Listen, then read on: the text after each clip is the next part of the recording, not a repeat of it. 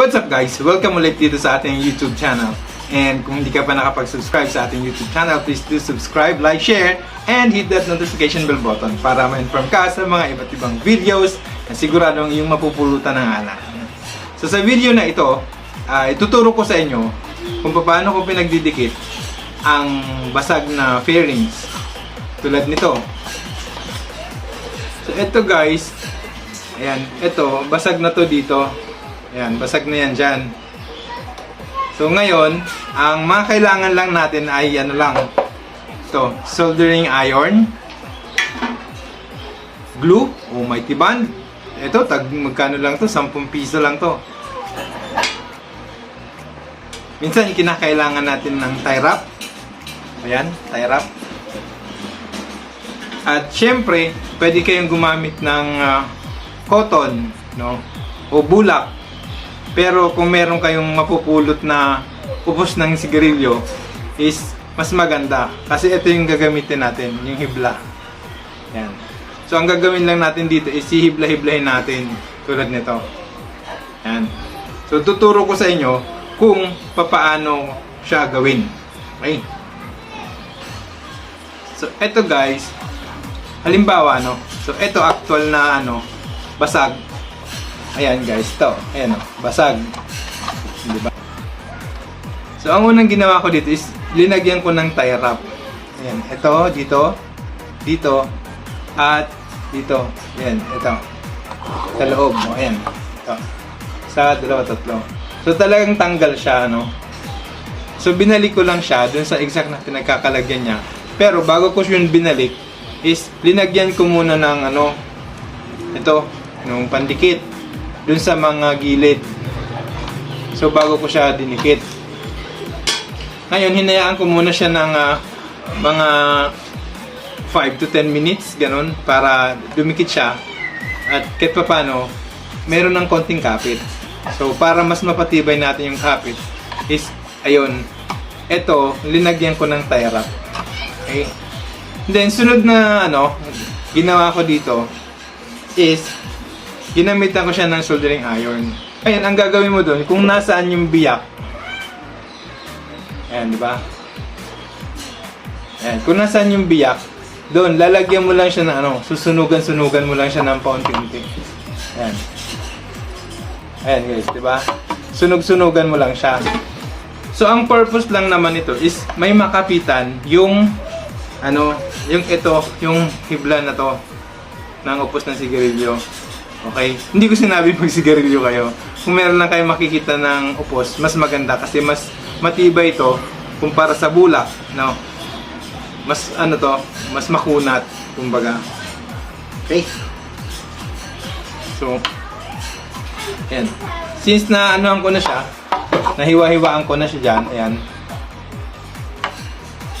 So, ito, isa pa. Ayan. So, kung nasaan yung biyak, dun mo siya gigitnaan mo siya, ganon. Okay? So, ngayon, gagawin natin is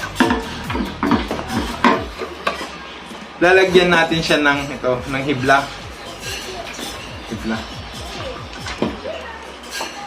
So, kung meron din kayong stick, no? Ito, kaya something na matulis, ito.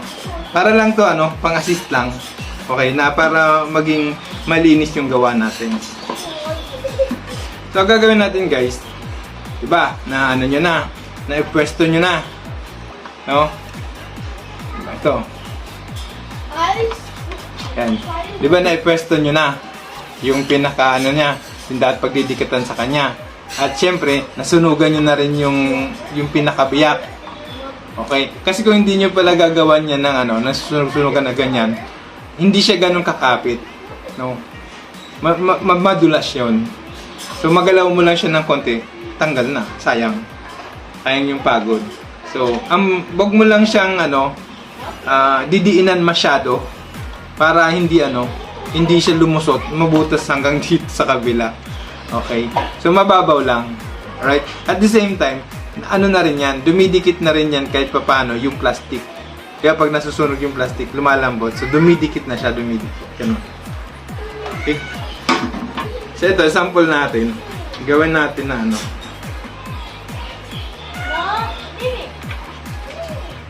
una muna, lalagyan mo muna ng pandikit. Ito, lalagyan muna natin ng pandikit. Ito. Yan, lagyan natin ng pandikit.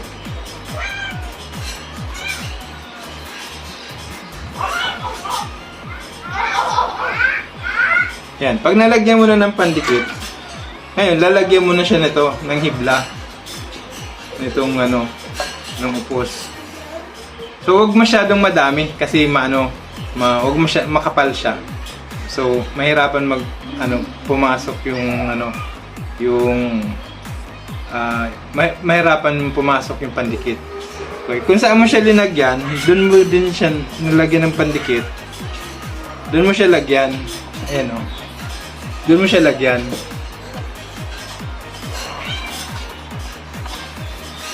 So, pag nalagyan mo na, diba yan?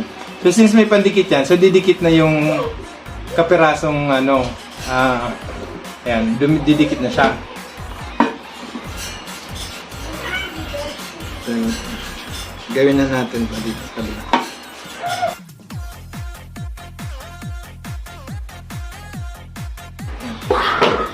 So, ito guys, para malinis mo siya na magawa. No, ito. Para malinis mo siya, ang gagawin mo is gaganong-ganunin mo lang yan.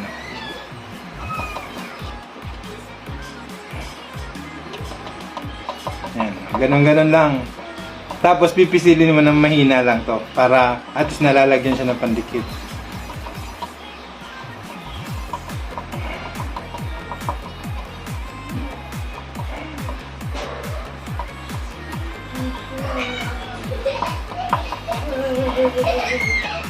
So, kailangan mabasa siya. Yan, kailangan mabasa hanggang ilalim.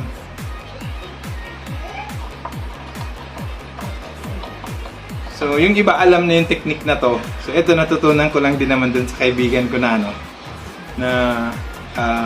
mahilig din magkakalikot. Yun. So, apply natin. So, lagyan ko muna to. Tapos, papakita ko sa inyo. Pagkatapos.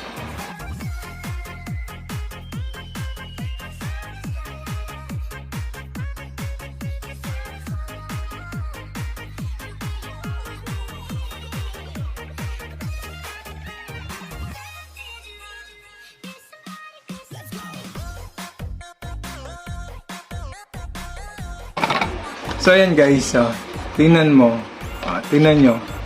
Ganyan yung magiging itsura niyan. Yan, mabilis lang din tumigas yan at matuyo. So ngayon, ano yan? Matibay na yan. Yan, matibay na to. Yan. Ngayon, meron akong ginawa na. So ito. Yan. Yan guys, diba? So, kayo, diskarte nyo na kung paano nyo malinis gagawin. Tapos dito sa baba. Ayan. Ayan. Ayan. Kita ba? Ayan. So, yan guys, no? Yan, ginawa na natin yan. So, mahaba yan. Ayan, no? Ngayon, ganun-ganunin mo. So, ayan. Matibay. So yun lang sa video na ito. Sana may natutunan ka, may napulot kang aral kung paano ang gagawin mo para hindi ka nagagastos ng malaki. Paano pagdikitin ang basag na fairings. So maraming salamat and God bless you!